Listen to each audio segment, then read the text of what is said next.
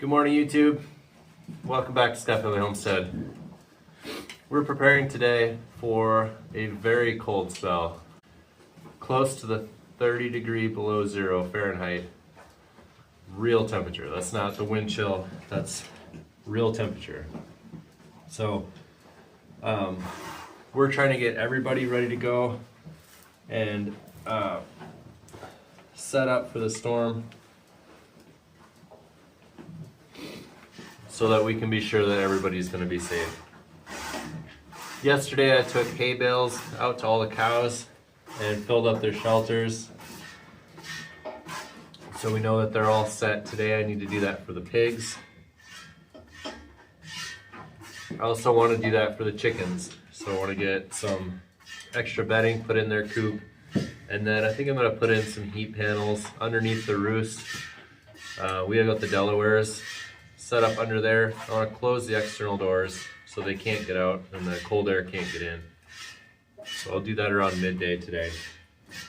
And then I want to put the heat panels in there so that the Delawares have some heat, but then also so that heat can raise up and it's right underneath the roost for the other layers. So I want to make sure that they can benefit from some of that too. So the other thing that we need to do is get this stall that's in the barn cleaned out and some extra bedding added to it, and that's where we're going to put Rosie and Dilly. So Rosie here, the milk cow, and Dilly is the little bull that's around here somewhere. We want to make sure that they're in the barn for the night so that they're not spending a ton of energy trying to stay warm. We were looking at the weather last night. It looks like it could get close to 50 degrees below zero with a wind chill. That's crazy cold. I don't remember ever seeing weather that cold.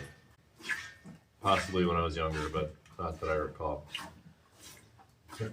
So we're gonna do some of that work today. I also need to go get some more firewood because we're really low on firewood. We could probably make it through today and tomorrow.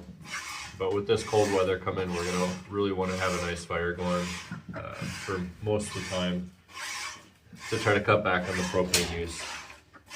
So I'm gonna go out and grab that too. Other things we've got going on, I also I've got an interview today, so I want to make time for that. And then Christine, it's her birthday tomorrow, so we're gonna figure out how we can make that a special day for Christine tomorrow. So come along with me today, and I'll show you how we get ready for such an extreme blast.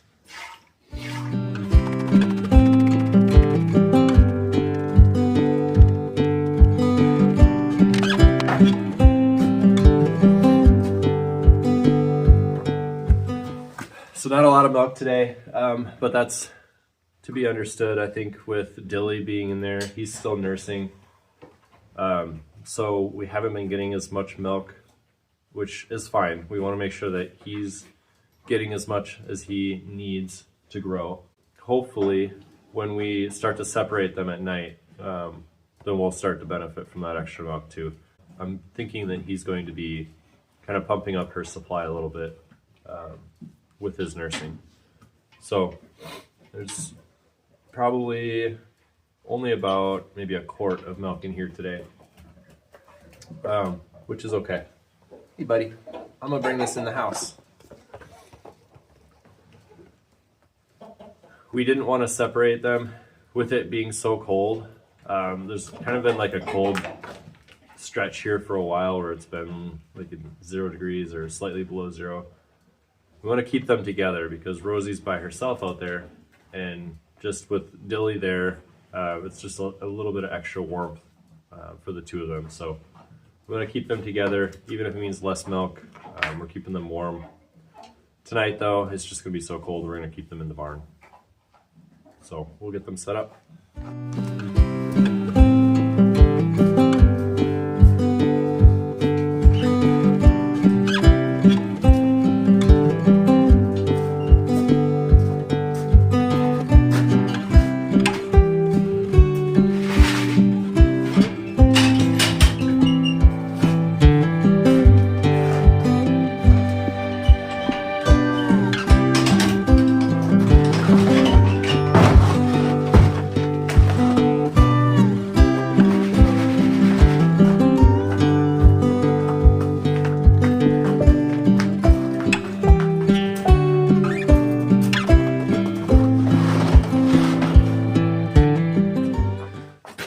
you see me a lot of times putting my hands in my pockets on these really cold mornings, and that's because I have these hand warmers.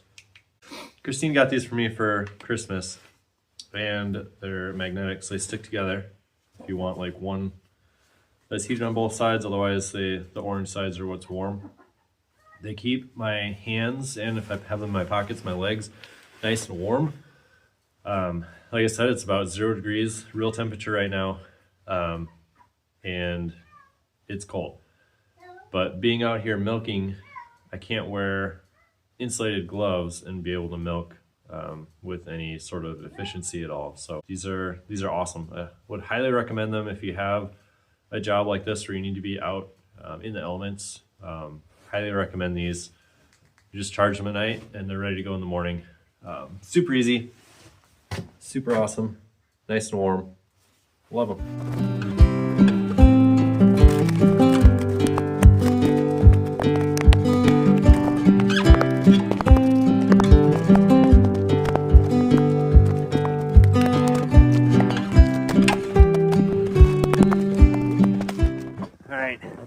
Starting a fire in the kitchen with the cook stove, which uses the shorter logs that I've got over here in this bundle.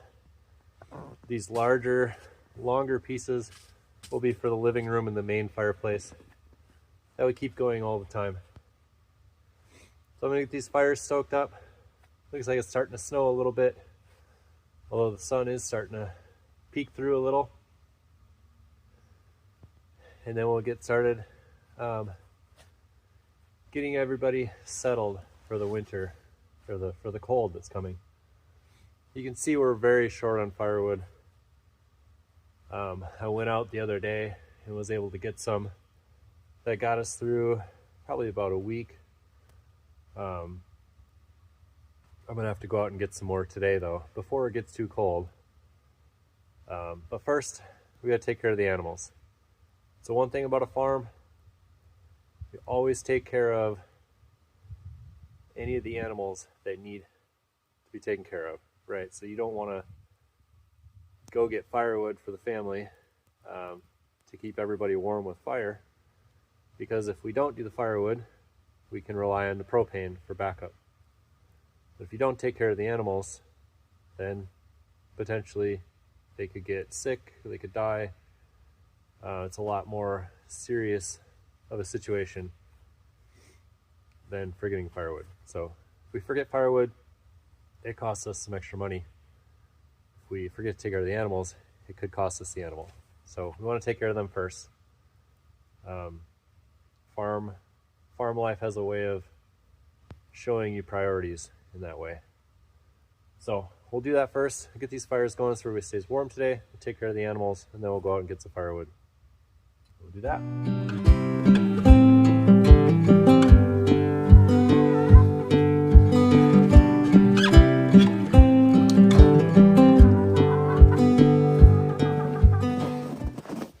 We are out by the chicken coop right now. What I'm going to do is run this extension cord from the barn over to the coop so that we have power for our heat panels. This chicken coop lost power sometime early last winter. The electricity just stopped working to it. I was taking the wait and see approach just to see if it would come back on, and it's been a little over a year now. Kind of lost hope that it's going to actually turn back on itself. So springtime, try to figure out what that electrical issue is. Today, we're just going to run extension cords. So from the barn out to here, and then we'll put our heat panel onto that. Got this nice extension cord layout here. After we get the power into the coop, I'll head inside here. I'm going to put some new shavings down, and then I'll show you what we're doing with the heat panel, where we're putting that.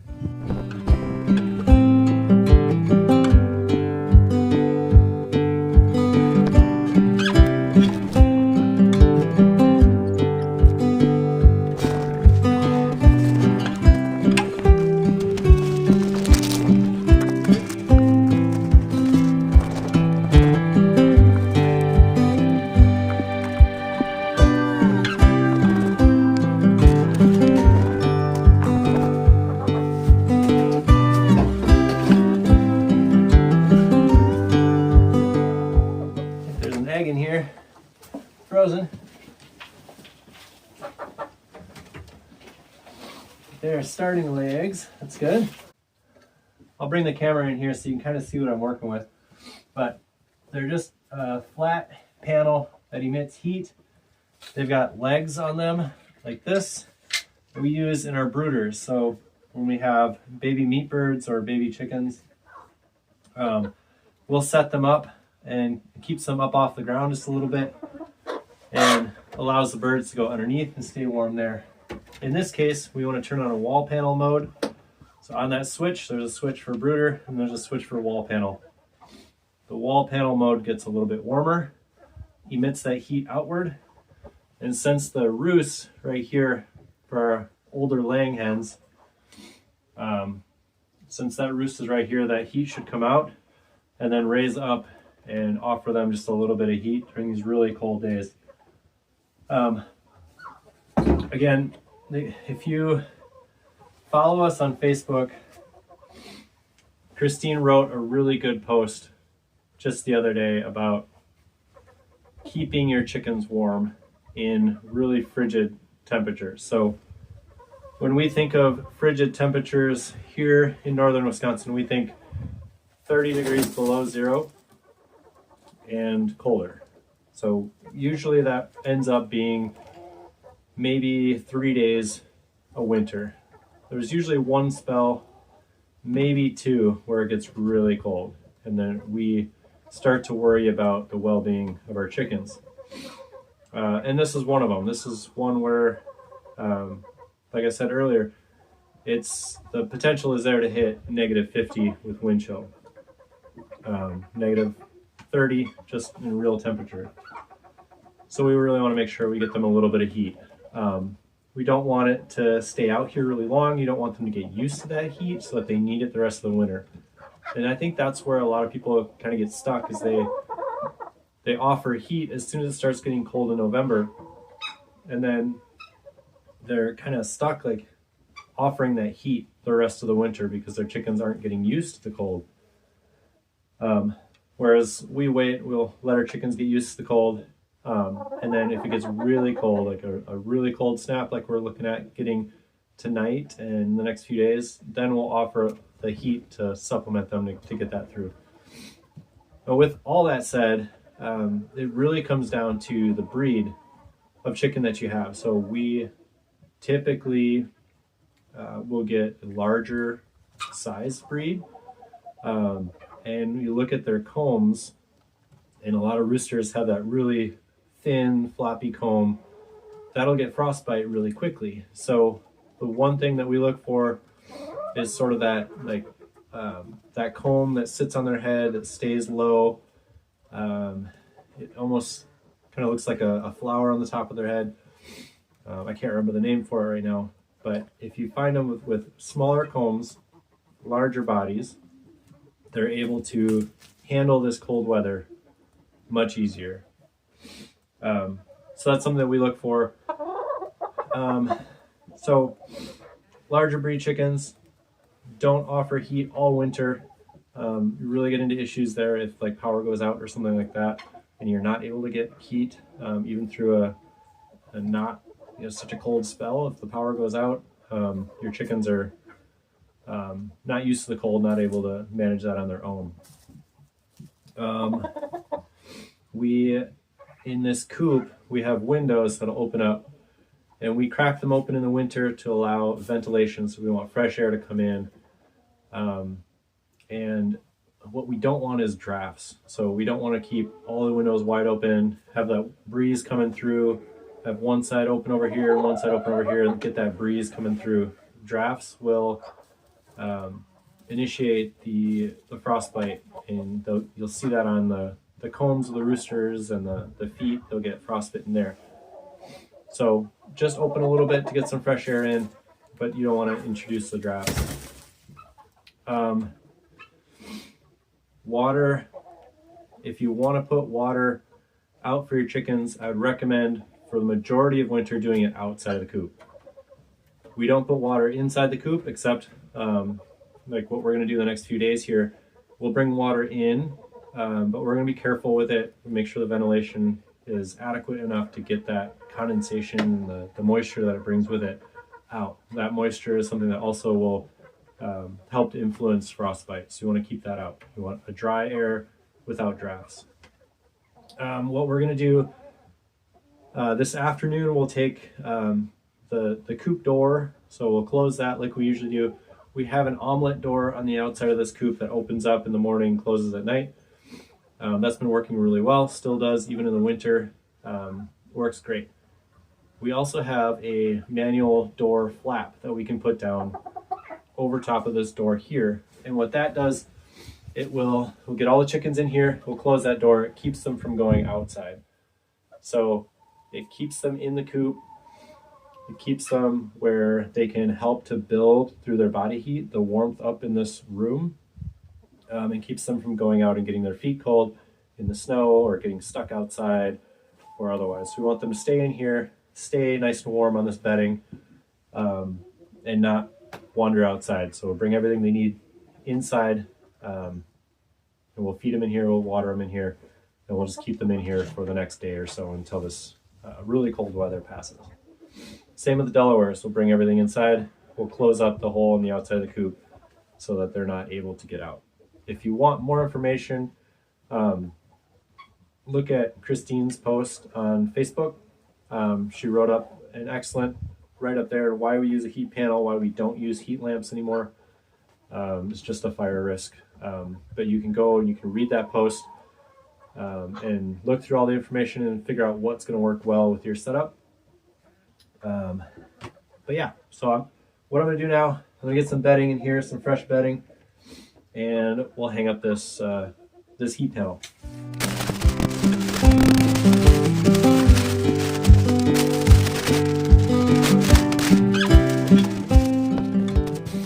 All right, so that bedding offers a little bit of insulation in here. Also keeps my knees up and out of the chicken poop while I'm in here trying to hang this up. So win-win. So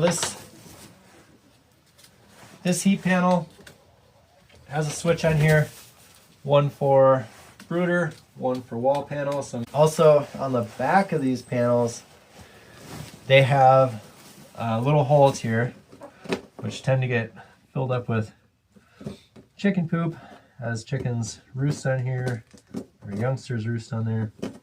I just take the screw and clean that out. All right. So on the back of these, just have these two little holes here. I'll put a screw in the wall sticking out, and then I'll hang up on there just like that. One on each side. It'll keep it nice and level. So we're going to hang this up here, and that's going to push heat out this way, and then it'll raise up against the ceiling here for our other chickens to hopefully benefit from that as well.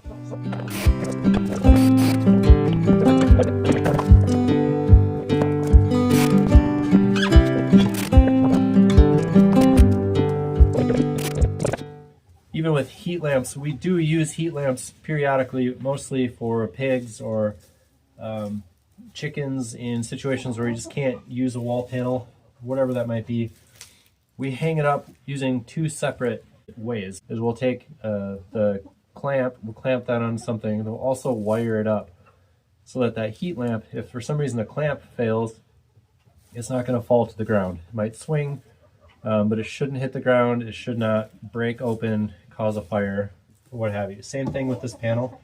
If I just put those screws in the back and hang it up like a picture, there's going to be chickens in here. They're going to bump up against it. It's going to fall flat on its face, and it'll be heating up this bedding. Now, these don't get as hot as a heat lamp would, nor are they as big of a heat electrical fire issue because you're not breaking anything. It's just a flat panel that emits heat. So we'll check on it, but this second set of screws on top and bottom keep it nice and snug. There's no way that I can get it to move off of this wall. So that's why I'm doing that. Just trying to keep it nice and safe. trying to keep everything from moving around too much. I'll do the same thing with this cable here. As I'll kind of pinch that up against here, and I'll just put a screw in the wood. So that should hold that up there. So there we go. We got our heat panel installed. We got bedding in the coop. Our chickens should be good now. We're gonna close this off later today, and we'll put a board over top of that hole for the Delawares to go outside. We'll make sure that they're all in, put that board up, and then they'll be in here underneath the roost for the next day or so to stay warm. So, yeah, that should be it for the chickens. And I think they'll be just fine, even in the 50-degree below zero wind chill. So, there we go.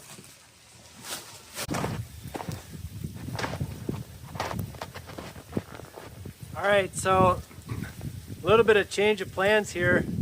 I was gonna go out to the field and start to cut up some of the down popple that we have that came down last summer, but it's starting to snow, the wind is picking up, and I'm behind schedule. So, like any good farmer, I'm going to change my plan a little bit, make things a little less time consuming. So, I'm going to take down this tree right here that is completely dry. It's been standing there for a while. And then get the top piece that's been on the ground here. There's also a branch from a willow tree over here. I'm going to get these cut up. Not the best wood to be burning in a fire as compared to like popple that's really hot burning wood, or oak that's really long burning. But we'll take what we can get at this point to get us through this cold snap. I still have to take care of the pigs, get some hay in there, and I need to go in the barn and get that figured out. What I want to do is get this cut up. I want to get this wood cut up so that we're ready to go and I can get it done before this storm hits.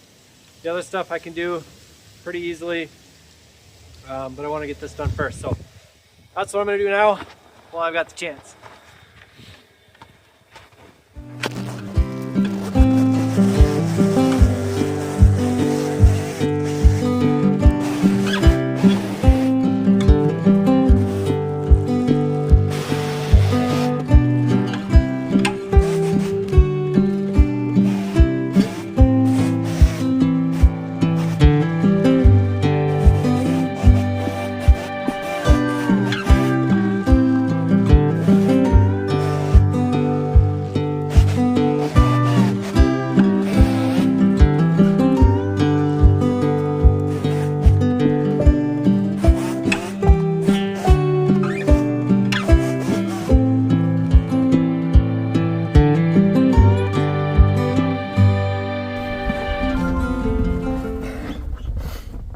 So I had a little technical difficulties with my camera.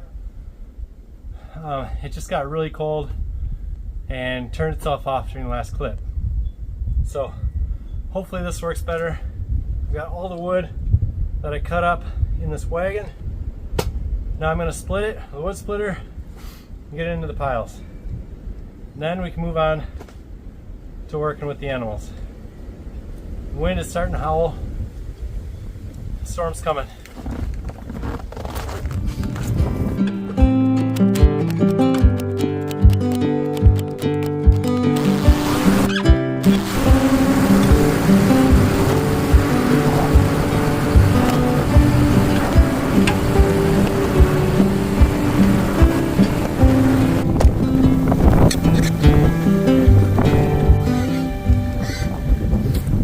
So I'm going to get some hay to put in with the pigs. I'm just going to keep breaking this bale apart. It's one that the cows have eaten through quite a bit of it already. I'm just going to take some of this, put it in the wagon, and we'll throw it in the pig huts.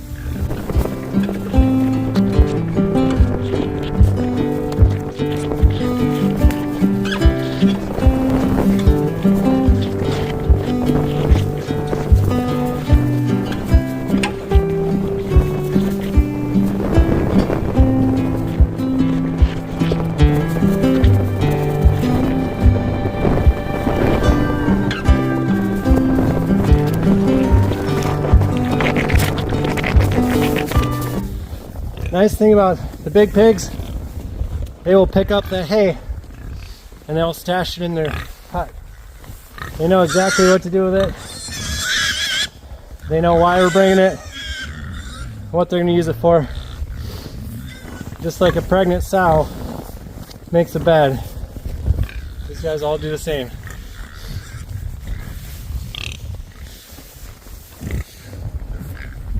Okay, right in the hut. Easy peasy. Let the animals do the work.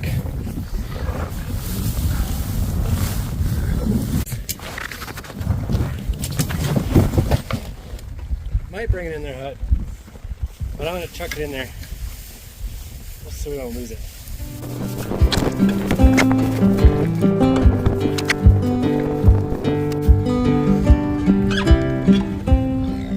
So they've got a little pit dug in this corner where they all huddle together, and there's hay kind of built up around it. It's like their little nest. So I put all that kind of on top, and then they can keep the same nesting area.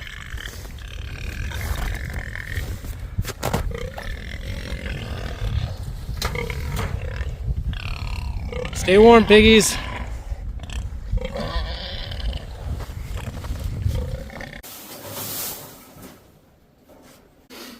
This is our barn stall that we use for calving or when piglets are born,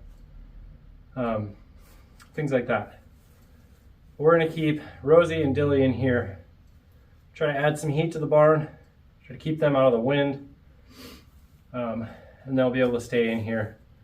Put water in the barrel, got a little tank de-icer that will drop in there, and we should be good. Use this hay as bedding, spread this around, and they'll be set. And then I think the only thing I have to do, except for getting them in here tonight, which will be no problem, they're pretty eager to come in the barn, they'd come in right now.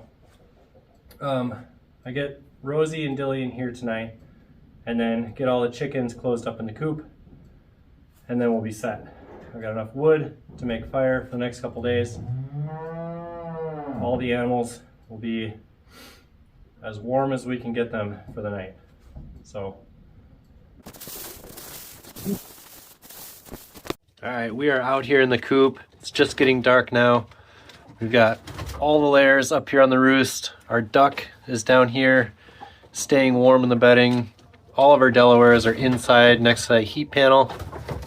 The heat is rising up, should be giving some heat to these layers up here as well. Everybody seems to be doing okay. It's a couple of birds over here waiting for their turn to find some space on the roost. So I'm gonna close this door here. So spin around here. This door on the outside, there's the omelet automatic door, and then there's this manual lift door here that we usually keep chained up here for a good part of the year, but every so often we need to close it. So there we go, we'll just close that down, and it's got a little latch that'll hold it shut.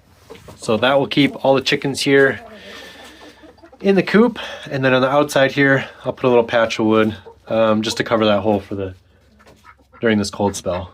And then we'll pop that off when it gets warm again. All of our chickens should be just fine. All right, it is freezing cold out here. Much better in the barn though. I'm gonna get Rosie, Dilly inside. Some doors get stuck on the snow. Come on, Rosie. Come on, Dilly. Come on, Rosie. Come on. There we go. Follow me. Not sure. Yeah. She's got her usual routine of crawling in the stanchion. Come here. Come on. Come on. Come on. She is halter trained. Very odd behavior though. Like if you put a halter on her, she immediately will follow you wherever you're going. But if she doesn't have a halter on, she goes where she wants. Come on, Rosie. Come on.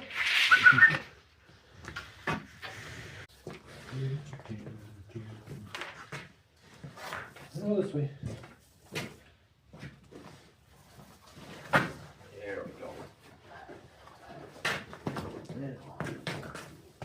And we're gonna go this way.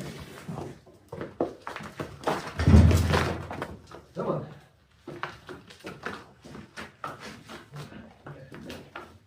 Your tail stuck in here. There you go. Come on. There you go.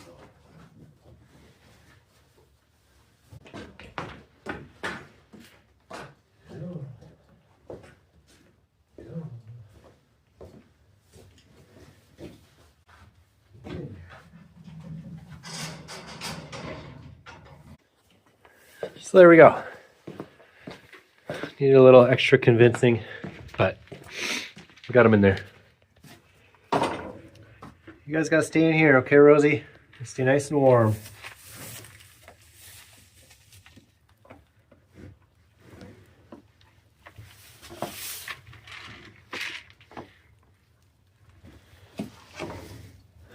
All right, here we go. Everybody's set for the night. School got canceled tomorrow, so it'll be Christine and I and the 4 kids. We're just gonna hunker down and stay inside until this storm, this cold snap passes. So I'll have to come out in the morning and milk and check on everybody, but we should be all set. Christine's inside making a birthday birthday cookie cake, and we've got some plans to make some dinner and some lunch tomorrow.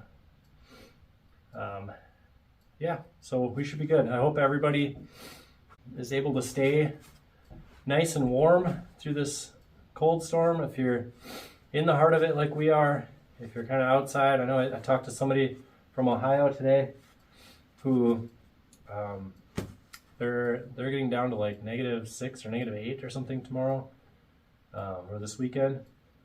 So even though like that's not as severely cold as it's getting here, that's still cold for that area.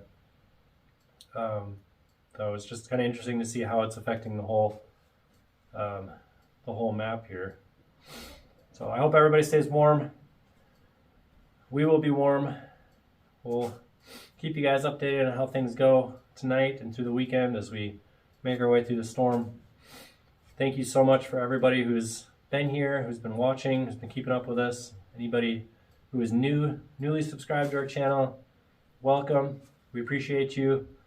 Appreciate all the likes, all the comments, all the subscribes. You guys are awesome. So keep the comments coming, keep the conversation going. Let us know, how cold is it gonna get? And then when it's all said and done, let us know what you got. Were they right? Did you get as cold as they thought you were gonna get? Thank you, everybody. I appreciate you coming with me today. Stay warm. We'll catch you next time. Bye, guys.